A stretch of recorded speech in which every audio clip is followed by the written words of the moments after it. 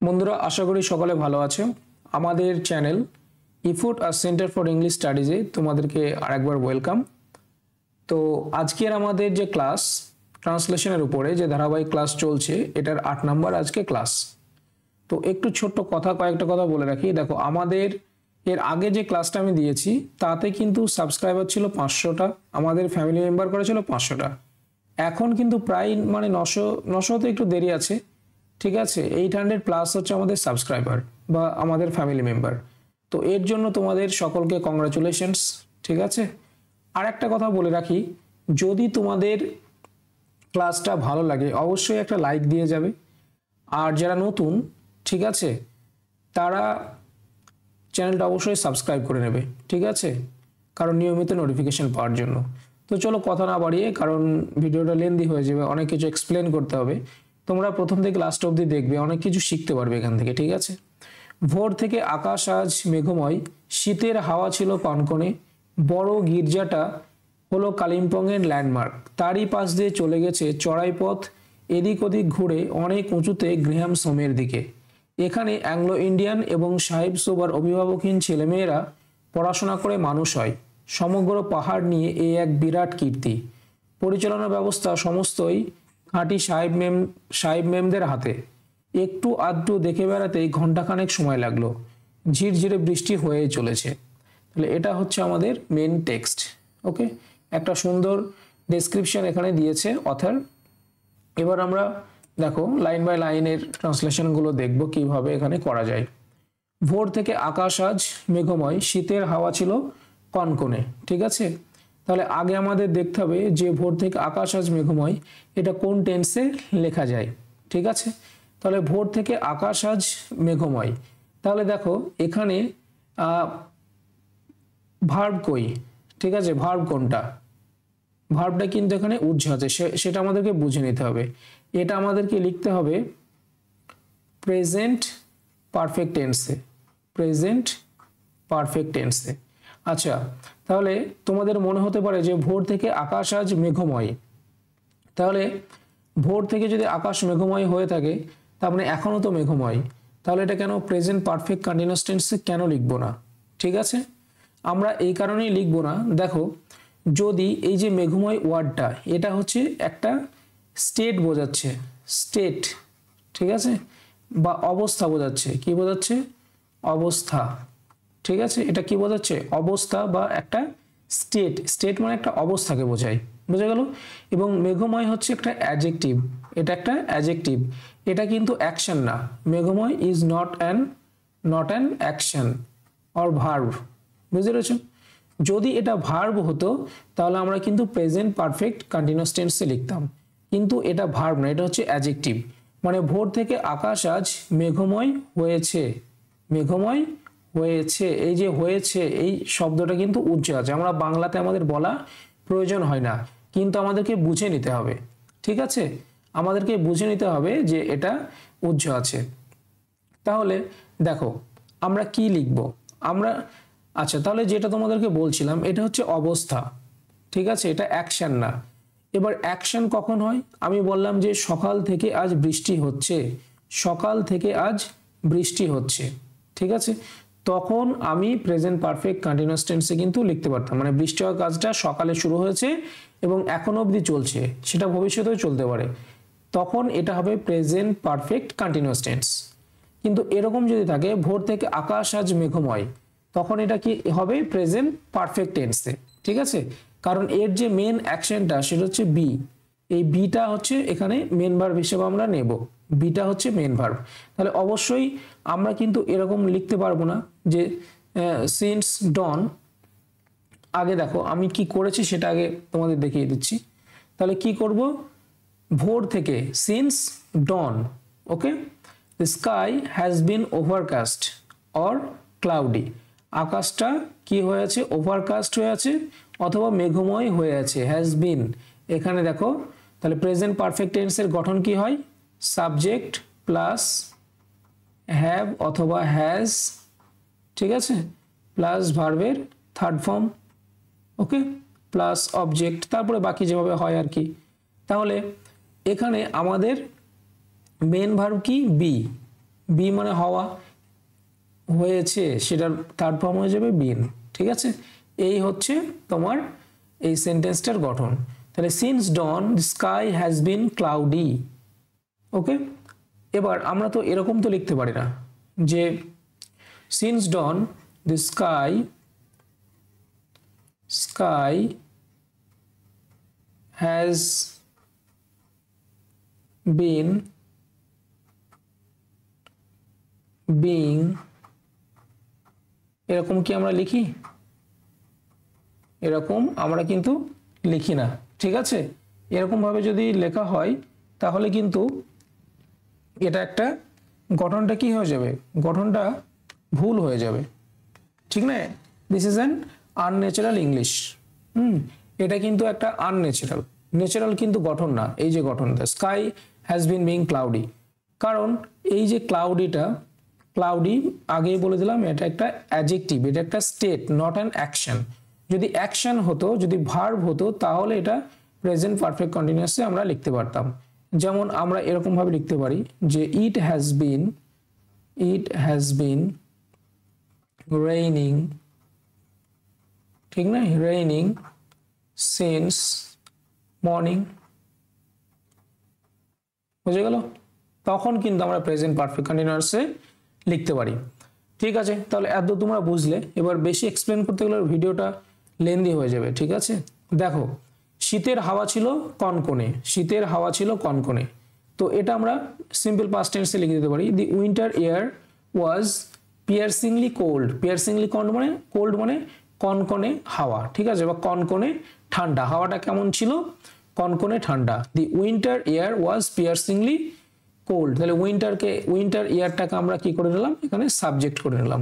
ঠিক আছে, দেখো, অথবা আমরা এই যে উইন্টার ইয়ার, এটা থেকে আর এক রকম ভাবে লিখতে পারি। ঠিক আছে, সেটা কিভাবে লিখতে পারি, যে হাওয়াটা কনকনে ছিল সেটা আমি অন্যভাবে বোঝাবো, একটা রেটোরিক্যাল ওয়েতে। কিভাবে বোঝাবো? একটা রেটোরিক্যাল, রেটোরিক ইউজ করব। ঠিক আছে, দেখো দি উইন্টার উইন্ড, ঠিক আছে, এটা subject. Cut through the air with a biting chill. ঠিক আছে, এই উইন্ডটা বয়ে চলেছে কিভাবে? উইথ আ বিটিং চিল, মানে অত্যন্ত শার্প একটা ঠান্ডা। তো এটার মাধ্যমে বুঝিয়ে দিলাম যে উইন্টার এয়ারটা হচ্ছে কনকনে ঠান্ডা। বুঝে গেল? কিভাবে বোঝালাম? আমরা এখানে একটা রেটোরিক্যাল ডিভাইস ইউজ করলাম। ঠিক আছে, রেটোরিক্যাল একটা স্ট্রাকচার আমরা কিন্তু ইউজ করলাম। গতানুগতিক একদম লিটারি না বলে অন্যভাবে আমরা কিন্তু এটাকে বললাম। ঠিক আছে, এটাকে বলা হয় লিটারেরিনেস। ঠিক আছে, লিটারেরিনেস কাকে বলে? আমরা যে সাধারণ জিনিসগুলো দেখি খালি চোখে, সেগুলোকেই অন্যভাবে দেখা, এগুলো হচ্ছে লিটারেরিনেস। বোঝা গেল? তো যাই হোক, এবার দেখো পরের সেন্টেন্স। বড় গির্জাটা হলো কালিম্পংয়ের ল্যান্ডমার্ক। বড় গির্জাটা হলো কালিম্পংয়ের ল্যান্ডমার্ক। তাহলে এখানে আমাদের কোনটা সাবজেক্ট হচ্ছে? এই যে বড় গির্জা, এটা হচ্ছে সাবজেক্ট। ঠিক আছে, বড় গির্জাটা হলো কালিম্পংয়ের ল্যান্ডমার্ক। তাহলে এটা কোন টেন্সে লিখবো? এটাকে সিম্পল পাস্টে লিখবো? না, সিম্পল পাস্টে লিখবো না। এটা কিসে লিখবো? সিম্পল প্রেজেন্টে লিখবো। কারণ একটা জিনিস, সেই জিনিসটার অবস্থান সেটাকে ডেসক্রাইব করছে। ঠিক আছে, তো যখন এরকম ভাবে ডেসক্রাইব করা হয় কোনো একটা সাধারণ একটা ঘটনাকে বা সাধারণ কোনো জিনিসের অবস্থানকে, সেটা তখন সিম্পল প্রেজেন্ট টেন্সে লিখতে হয়। ওকে, দেখো তাহলে কি লিখবো? এই যে বড় গির্জা, এটা কি নেব? দি গ্র্যান্ড চার্চ। ওকে, কালিম্পংয়ের ল্যান্ডমার্ক। তাহলে গ্র্যান্ড চার্চ কি আছে? Stands as a landmark of Kalimpong. খুব সহজ একটা সেন্টেন্স। ঠিক আছে, তাহলে দেখো এটা সাবজেক্ট, এটা হচ্ছে ভার্ব, ভার্বের সঙ্গে এস বা ইএস যোগ হয়। ওকে, সিম্পল প্রেজেন্ট টেন্সে কখন? যখন এই সাবজেক্টটা থার্ড পারসন সিঙ্গুলার নাম্বার হয়। থার্ড পারসন সিঙ্গুলার, এটা কিন্তু তোমরা কেউ দিতে ভুলবে না। অনেক সময় প্র্যাকটিস না করলে এই এসটা দিতে কিন্তু ভুলে যায়। ঠিক আছে, এসটা একদম ভুলবে না। দেখো তাছাড়া কিভাবে লিখতে পারি? দি গ্র্যান্ড চার্চ। ঠিক আছে, দি গ্র্যান্ড চার্চ। এবার এই যে স্ট্যান্ডস করেছিলাম, এই স্ট্যান্ডটাকেই এখানে আমি কি করলাম, এই যে ল্যান্ডমার্ক, ঠিক আছে, এটাকে আমি অ্যাড করব কিভাবে, দি গ্র্যান্ড চার্চ, সেটা কেমন, standing in a সোলেম grace, sorry, তাহলে এটাকে আমি কি করলাম, প্রেজেন্ট পার্টিসিপল করলাম, স্ট্যান্ডের সঙ্গে আইএনজি যোগ করে দিলাম, ভার্বের সঙ্গে আইএনজি যোগ করে দিলাম। পার্টিসিপলের কি কাজ, পার্টিসিপলের কাজ হচ্ছে অ্যাডজেক্টিভের কাজ, অ্যাডজেক্টিভের কাজ করে। দেখো কিভাবে করে, দি গ্র্যান্ড চার্চ, এটা নাউন, এই স্ট্যান্ডিং ইন আ সোলেম গ্রেস এটা কি সম্পর্কে বলছে, এই পুরো ফ্রেজটা বলছে এই চার্চ সম্পর্কে। চার্চটা কেমন ভাবে দাঁড়িয়ে আছে, একটা একটা সোলেম গ্রেস, গ্রেস মানে হচ্ছে এর বাংলা কি বলবো, একটা মহিমান্বিত, ঠিক আছে, গ্রেসফুল যেটাকে আমরা বোঝাই আর কি, হ্যাঁ, ল্যান্ডমার্ক স্বরূপ দাঁড়িয়ে আছে। তাহলে এই ফ্রেজটা কিন্তু এই চার্চ সম্পর্কে বলছে, ওই জন্য স্ট্যান্ডিংটা হচ্ছে প্রেজেন্ট পার্টিসিপল, আইএনজি যোগ করে করলাম। ওকে, তারপরে কি করলাম, এইবার এটা হচ্ছে এই সাবজেক্টটার, এই যে গ্র্যান্ড চার্চ এটার ভার্ব হচ্ছে এই মার্কস, এটা হচ্ছে ভার্ব, ঠিক আছে, ভার্বের সঙ্গে এস বাই এস যোগ হয়েছে। ওকে, তাহলে the grand church marks the heart of Kalimpong, ঠিক আছে, marks the heart of Kalimpong মানে এর গ্র্যান্ড চার্চটা হচ্ছে কালিম্পং এর হার্ট অথবা ল্যান্ডমার্ক। ওকে, এবং সেটা কেমন ভাবে দাঁড়িয়ে আছে, স্ট্যান্ডিং ইন আ সোলেম গ্রেস, এটা পার্টিসিপল করে একটা ফ্রেজ দিয়ে এটাকে আমি মাঝখানে যোগ করে দিয়েছি। এভাবে নাও করতে পারো তোমরা, সহজভাবেও করতে পারো, ঠিক আছে, কিংবা এই গঠনটা তোমরা শিখে নাও, অন্য কোনো জায়গায় যদি কাজে লাগে লাগাবে, ঠিক আছে। ওকে, তাহলে এখানে আমি কিন্তু দুইভাবেই করাচ্ছি, একটা হচ্ছে খুব সহজভাবে, আর একটা হচ্ছে দেখো এখানে তো সব রকম ছেলেমেয়ে আছে, কেউ হয়তো বেসিকগুলো জানে, ঠিক আছে, সহজগুলো জেনে যায়, তার আরও বেশি জানার আগ্রহ থাকে, ঠিক আছে, এই জন্য আমি যেমন সহজটা করাচ্ছি তেমনি সেটাকে আর একটু স্ট্যান্ডার্ডভাবে কিভাবে ট্রান্সক্রিয়েট করা যায় সেটাও আমি দেখিয়ে দিচ্ছি। তোমরা অবশ্যই যদি তোমাদের মনে হয় না কঠিন হয়ে যাচ্ছে কিংবা না যে কোনো একটা করালেই হবে, তোমরা কমেন্টে অবশ্যই জানাবে, ঠিক আছে, তোমাদের এক একটা কমেন্ট খুবই কিন্তু মূল্যবান, তোমাদের এক একটা লাইক খুবই মূল্যবান। ওকে, চলো, তারই পাশ দিয়ে চলে গেছে চড়াই পথ, এদিক ওদিক ঘুরে অনেক উঁচুতে গ্র্যাম সোমের দিকে। তাহলে এটাকে আমরা সহজ করে নেব, ভেঙে ভেঙে করে নেব, ঠিক আছে, কিভাবে করব দেখো। তাহলে বিসাইড ইট মানে তারই পাশ দিয়ে, বা বিসাইড দি গ্র্যান্ড চার্চ, চড়াই পথ, ঠিক আছে, চড়াই পথ কি, এ উইন্ডিং আপ হিল পাথ। ওকে, একে বেঁকে চলে গেছে ওই জন্য কাবস, ঠিক আছে, কাবস, এই যে এরকম ভাবে ওটা কাবস আপওয়ার্ড, একটা পাহাড়ের গা দিয়ে রাস্তা কাটা থাকে যেমন ভাবে ওঠে, ঠিক আছে, কাবস আপওয়ার্ড। টুইস্টিং, এবার তাহলে উইন্ডিং আপহিল পাথ এটা হচ্ছে সাবজেক্ট, এটা হচ্ছে কাবস আপওয়ার্ড, এটা ভার্ব। এইবারে ভার্বটা কেমন ভাবে হচ্ছে, কাজটা কেমন ভাবে হচ্ছে, টুইস্টিং অ্যান্ড টার্নিং, ঠিক আছে, একে বেঁকে, কখন, সরি,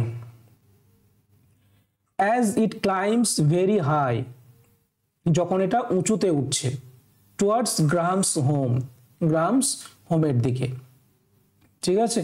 তাহলে দেখো বিসাইড ইট তারই পাশ দিয়ে, এটা কমপ্লিট হয়ে গেল। Winding uphill path subject, curves upward verb.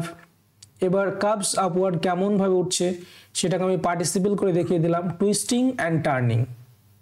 Twisting and টার্নিংটা কখন হচ্ছে, তখন একটা আমি সাব অর্ডিনেটিং ক্লজ কিন্তু এখানে অ্যাড করছি, সাব অর্ডিনেটিং ক্লজ, ঠিক আছে, subordinating clause. So as, যখন, ইট ক্লাইম্বস ভেরি হাই, এই যে অনেক উঁচুতে, এটা এই ইনফরমেশনটা তো আমাকে এখানে নিয়ে আসতে হবে, এই ভাবটাকে, ঠিক না, বাংলার এই যে ভাবটা সেটা এখানে নিয়ে আসতে হবে। ওই জন্য as it climbs very high, very high কোথায়, টুয়ার্ডস গ্রাহামস হোম, এই হচ্ছে তোমার কমপ্লিট হয়ে গেল, ঠিক আছে। তো তোমাদের যদি মনে করো না কেন সাবঅর্ডিনেটিং ক্লজ দেব, ঠিক আছে স্যার কঠিন হয়ে যাচ্ছে, দাদা কঠিন হয়ে যাচ্ছে, তাহলে তুমি আরেক রকম ভাবেও করতে পারো। এগুলো শিখে নাও, ভাবটা তোমাকে নিয়ে আসতে হবে, ঠিক আছে, ক্লজ ব্যবহার করা শিখতে হবে।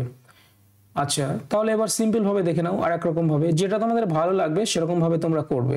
ওকে, তাহলে দেখো, beside it a steep winding path. Steep winding path মানে চড়াই উতরাই পাথ, ঠিক আছে, চড়াই পথ। Steep winding path curves upward, একই আমি রেখেছি। তাহলে এই যে আপওয়ার্ড উঠছে, সেটা কোথায় উঠছে? লিডিং, একটা পার্টিসিপল আমি ইউজ করলাম। যখন তুমি সিম্পল সেন্টেন্স লিখবে, জানবে তোমাকে পার্টিসিপল কিন্তু ইউজ করতেই হবে, ঠিক না? সরি,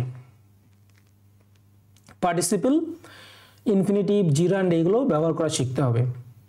লিডিং হাই, এটা কোন দিকে নিয়ে যাচ্ছে? Leading high towards Graham's home. তাহলে এটা হয়ে গেল তোমার সিম্পল সেন্টেন্সে। Beside it a steep winding path, এটা হচ্ছে সাবজেক্ট। কার্ভস আপওয়ার্ড, এটা হচ্ছে তোমার ভার্ব। এইবার এই যে কার্ভস আপওয়ার্ড হয়ে কোথায় যাচ্ছে সেটাকে আমি একটা পার্টিসিপল করে দিলাম, leading high towards Graham's home. Okay, চলো তাহলে। অ্যাংলো ইন্ডিয়ান এবং সাহেব সুবার অভিভাবকহীন ছেলেমেয়েরা পড়াশোনা করে মানুষ হয়। তাহলে দেখো, এটাও সিম্পল প্রেজেন্ট টেন্সে লিখবো। হিয়ার, এখানে অ্যাংলো ইন্ডিয়ান অ্যান্ড ইউরোপিয়ান অরফ্যান্স, এটা তাহলে আমার সাবজেক্ট হয়ে গেল। অ্যাংলো ইন্ডিয়ান অ্যান্ড ইউরোপিয়ান অরফ্যান্স, এটা কি হয়ে গেল? সাবজেক্ট। আর নার্চার্ড, ঠিক আছে, তাহলে এটা কোন ইয়েতে লিখলাম? প্যাসিভে লিখলাম, প্যাসিভ ভয়েসে। ওদেরকে বড় করা হয়, ঠিক আছে, নার্চার্ড, দেখভাল করা হয়, বড় করা হয়, নার্চার্ড। অ্যান্ড এডুকেটেড, এবং ওদেরকে শিক্ষিত করা হয়, পড়াশোনা দেওয়া হয়। এবং এই পড়াশোনা দেওয়ার ফলে ওরা কি হয়? দেখো, পার্টিসিপল ইউজ করলাম, গ্রোয়িং ইনটু অ্যাকমপ্লিশড ইন্ডিভিজুয়ালস। ওরা কি হয়? মানুষ হয়, ঠিক আছে, পড়াশোনা করে ওদেরকে বড় করা হয় এবং ওদেরকে একটা ভালো মানুষ তৈরি করা হয়। এটা হয়ে গেল একরকম ভাবে। আর একরকম ভাবে দেখো, here Anglo Indian and European orphans receive education, ওরা কি নাই? শিক্ষা নাই। অ্যান্ড আপব্রিঙ্গিং, এবং আপব্রিঙ্গিং নাই, ঠিক আছে, আপব্রিঙ্গিং মানে বড় করা, দেখভাল করা। ওকে, অ্যান্ড, এবং কি হয়? And grow as human beings, এবং ওরা মানুষ হয়, গ্রো অ্যাজ হিউম্যান বিংস। তাহলে এটা দেখো আমি একদম সিম্পল ভাবে করে দিলাম। Here Anglo Indian and orphans receive হচ্ছে ভার্ব, এডুকেশন অ্যান্ড আপব্রিঙ্গিং, ওরা এডুকেশন এবং আপব্রিঙ্গিং নেয়। এবং কি হয়? গ্রো, গ্রো এখানে হচ্ছে ভার্ব, এটা কনজাংশন, ঠিক আছে। আর একটা ভার্ব ইউজ করেছি, গ্রো, এই যে বড় হয় সেটার জন্য গ্রো অ্যাজ হিউম্যান বিংস, ঠিক আছে, তারা কি হয়? মানুষ হয়। তাহলে এটা খুব সিম্পল একটা সেন্টেন্স।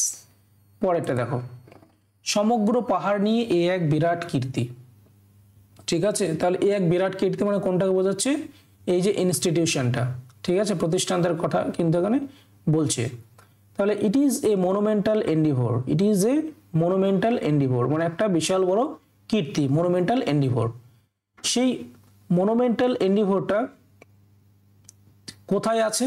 এই মনুমেন্টাল এন্ডিভোরটা, এই যে বিশাল কীর্তিটা, সেটা কোথায়? সমগ্র পাহাড় নিয়ে, মানে সমগ্র পাহাড় জুড়ে। কিন্তু সেই সমগ্র পাহাড় জুড়ে এই ভাবটাকে বোঝানোর জন্য এখানে আবার আমি একটা প্রেজেন্ট পার্টিসিপল ইউজ করছি, প্রেজেন্ট পার্টিসিপল, ঠিক আছে। দেখো, স্প্যান, স্প্যানের সঙ্গে আইএনজি যোগ করে দিলাম। স্প্যানিং মানে পুরো ছড়িয়ে আছে, কোথায়? পুরো জুড়ে আছে। Spanning the entire expanse of the hill side. তাহলে ইট ইজ আ মনুমেন্টাল এন্ডিভোর, এটা একটা বিরাট কীর্তি, সমগ্র পাহাড় নিয়ে। তাহলে কি করব? Spanning, spanning the entire expanse of the hill side. আচ্ছা, এটা তাহলে একটা হয়ে গেল খুব সহজভাবে। তারপরে কিভাবে করতে পারবে? আর এক রকম ভাবে কিভাবে বলা যায়? ইট ইজ এ রিমার্কেবল এন্ডিভোর, এটা একটা বিরাট কীর্তি, রিমার্কেবল এন্ডিভোর। ওকে, রিমার্কেবল অ্যাচিভমেন্ট সেটাও বলতে পারো, রিমার্কেবল অ্যাচিভমেন্ট,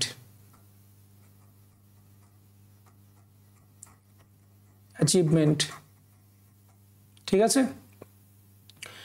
এবার এটাকে আমি দেখো পার্টিসিপল করেছি কিভাবে, এই যে অ্যাচিভমেন্টটা সেটা কোথায় আছে, নেসেলড অর ক্রেডেলড, ঠিক আছে, নেসেলড অর ক্রেডেলড, কোথায় এটা অবস্থিত, ক্রেডেল মানে অবস্থিত, এগুলো মেটাফোর, নেসেলড ক্রেডেলড মানে অবস্থিত, কিন্তু এটা মেটাফোর, ঠিক আছে, এটা মেটাফোর, মানে এই যে শব্দটা, ঠিক আছে, এই শব্দে নেসেলড ক্রেডেলড এগুলো মেটাফোর কেন, এই যে প্রতিষ্ঠানটা পাহাড়ের উপরে আছে, কেমনভাবে আছে, যেন একটা মা তার বাচ্চাকে যেমন কোলে করে রেখে দেয়, যত্নে রেখে দেয়, যেমনভাবে নার্চার করে তেমনি ভাবে, ঠিক আছে, ওই জন্য নেসেল ইউজ করা হয়েছে বা ক্রেডেল ইউজ করা হয়েছে। This is a kind of metaphor. Okay, it is a remarkable endeavour nestled or cradled, এটা আমরা পার্টিসিপল করে দিলাম, পাস্ট পার্টিসিপল। এই এন্ডিভোর সম্পর্কে বলা হচ্ছে, কোথায় অবস্থিত, cradled in the heart of the mountain, পুরো মাউন্টেন জুড়ে কিন্তু এটা আছে। তাহলে দেখো এটা তোমরা শিখে নাও, এগুলো পার্টিসিপল, প্রেজেন্ট পার্টিসিপল করতে পারো, এটা আমি পাস্ট পার্টিসিপল করে করলাম। আবার ইট ইজ আ রিমার্কেবল এন্ডিভোর, এটা বিরাট কীর্তি, অ্যাচিভমেন্ট। ক্রেডেলড কোথায় আছে, কোথায় আছে, in the heart of the mountain, পুরো মাউন্টেন জুড়ে। ওকে, আর এক রকম ভাবে করা যায়, সেটা কিভাবে, দিস ইনস্টিটিউশন, ঠিক আছে, this institution spread across the hill side, এই যে স্প্রেড, এটাকে আমি পার্টিসিপল করে দিলাম, পাস্ট পার্টিসিপল, ঠিক আছে, স্প্রেড, তাহলে দিস ইনস্টিটিউশন সেটা ছড়িয়ে আছে, জুড়ে আছে, কোথায়, spread across the hill side, পুরো পাহাড় জুড়ে। এবার এই যে ভার্ব, এটা এই যে সাবজেক্ট, ইনস্টিটিউশনটা কিন্তু সাবজেক্ট, আর এটা কি পার্টিসিপল, এই যে সমগ্র পাহাড় নিয়ে, সমগ্র পাহাড় নিয়ে এটাকে নিয়ে আসার জন্য আমি এখানে পার্টিসিপল ইউজ করলাম, sorry, spread across the hill side. এবার পার্টিসিপলের পরে আমি মেন ভাব নিয়ে আসলাম, স্ট্যান্ডস, দাঁড়িয়ে রয়েছে, অ্যাজ এ রিমার্কেবল অ্যাচিভমেন্ট, একটা বিশাল বড় কীর্তি হিসাবে, বিশাল বড় খ্যাতি হিসাবে, ঠিক আছে, বুঝে গেল। তাহলে তোমরা এরকম ভাবে করতে পারো, দেখো 3 রকম ভাবে কিন্তু আমি এখানে করে দেখালাম, তোমাদের যার যেটা ভালো লাগবে সেরকম ভাবে করবে। তবে তোমাদেরকে আমি বারবার বলবো, তোমরা গ্রামার বই পড়ো, নন ফাইনাইট ভার্ব, ঠিক আছে, non finite verb, non finite verb 3টে হয়, এই 3টে জিনিস তোমরা ভালো করে দেখবে। সেটা কি, একটা হচ্ছে তোমার ইনফিনিটিভ, ইনফিনিটিভ, 2 নম্বর জিরান্ড, জিরান্ড, আর হচ্ছে পার্টিসিপল। ওকে, পার্টিসিপল। তোমরা যদি বলো এগুলোর উপর আমি ক্লাস দিয়ে ট্রান্সলেশন করে দেখিয়ে দিতে পারি, তোমরা অবশ্যই কমেন্ট করবে, ঠিক আছে, কমেন্টে জানাবে, এবং ধৈর্য ধরে ক্লাসগুলো দেখবে, দেখলেই শিখতে পারবে। আর গ্রামার বই পড়ো, যে যত পড়বে সে তত শিখবে। আমি বলবো না যে আমার ক্লাস দেখে তুমি 100% শিখে যাবে, আর কিছু দেখার দরকার নেই, আর কিছু পড়ার দরকার নেই, আমার ক্লাসেই সব হয়ে যাবে, এটা হয় না, অসম্ভব, ঠিক আছে। তোমরা নিজেরাও দেখো, নিজেরাও পড়ো, আরো বেশি ভালো শিখবে আমার ক্লাসের থেকে। চলো নেক্সট, পরিচালনা ব্যবস্থা সমস্তই খাঁটি সাহেব মেমদের হাতে। তাহলে এটা তুমি লিখতে পারো, দি এন্টায়ার, সমস্ত পরিচালনা ব্যবস্থা, the entire administration রেস্টস in the hands of the British, ঠিক আছে, মানে সমস্ত পরিচালনা ব্যবস্থা কার হাতে, ব্রিটিশদের হাতে। কিংবা বলতে পারো, the entire administration is handled or controlled or regulated, ঠিক আছে, regulated by the British, by the British, সেটাও বলতে পারো। ওকে, এটা বলতে পারো, কিংবা এভাবে লিখতে পারো, এটা আমি প্যাসিভ করে লিখলাম, প্যাসিভ ভয়েসে, প্যাসিভ ভয়েসে লিখলাম, এটাও খুব সুন্দরভাবে হবে, এটাও করতে পারো, rest in the hands of the British. Next, একটু আধটু দেখে বেড়াতেই ঘন্টা খানেক সময় লাগলো। তাহলে একটু আধটু মানে আ ব্রিফ অবজারভেশন বা brief exploration of the area took nearly an hour, ঠিক আছে, ঘন্টা খানেক সময় লাগলো। আ ব্রিফ এক্সপ্লোরেশন, এক্সপ্লোরেশন মানে কি, কোনো কিছু দেখা, আবিষ্কার করা, খোঁজা, ঠিক আছে, নতুন একটা জায়গায় গিয়েছে, সেই জায়গাটা দেখছে, তার মানে কি জায়গাটা এক্সপ্লোর করছে। এই ওয়ার্ডটা খুব ভালো ওয়ার্ড, এটা তোমরা ব্যবহার করতে পারো, ঠিক আছে। A brief exploration of the area took nearly an hour. ঝিরিঝিরি বৃষ্টি হয়ে চলেছে, তাহলে ঝিরিঝিরি বৃষ্টি হয়ে চলেছে। A fine drizzle, a fine drizzle মানে ঝিরিঝিরি বৃষ্টি। কিপস ফলিং, হয়ে চলেছে, তাহলে কিপস ফলিং, এই যে হয়ে চলেছে মানে কি, এটা একটা কন্টিনিউয়াস অ্যাকশন বোঝাচ্ছে, কন্টিনিউয়াস, NUOUS, কন্টিনিউয়াস অ্যাকশন। ওকে ওকে, তাহলে এই যে ভার্ব ফ্রেজটা, এটাকে বলা হয় ভার্ব ফ্রেজ। এই যে ফ্রেজটা, ঠিক আছে, এই ফ্রেজটার মাধ্যমে কিন্তু আমরা কন্টিনিউয়াস অ্যাকশন বোঝাচ্ছি, কন্টিনিউয়াস অ্যাকশন। এবং এই কিপসটা কিন্তু পজিটিভ ভার্বেরও কাজ করে। ওকে, তাহলে ওইগুলো বলতে গেলে ভিডিও অনেক লেন্দি হয়ে যাবে, জাস্ট এটা বুঝে নাও। যেমন the boy keeps talking in the class, the boy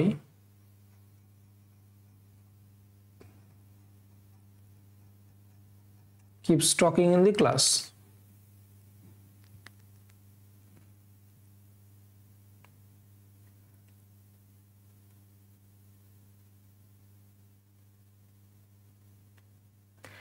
আচ্ছা,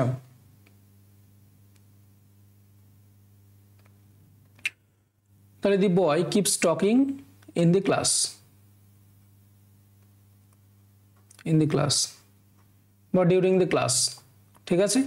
তার মানে কি, এটা হচ্ছে কন্টিনিউয়াস অ্যাকশন, কন্টিনিউয়াস অ্যাকশন বোঝাচ্ছে আমরা এই গঠনটা কিন্তু ফলো করি, ঠিক আছে। A fine drizzle keeps falling. চলো, ঠিক আছে, তাহলে আজকের ক্লাসটা এত দূরই থাকলো। অবশ্যই যদি তোমাদের ক্লাস ভালো লাগে তোমরা অবশ্যই লাইক দিও, ওকে, কমেন্ট করবে, অবশ্যই কমেন্ট করো, নতুন হলে তোমরা সাবস্ক্রাইব করে দিও। Thank you very much.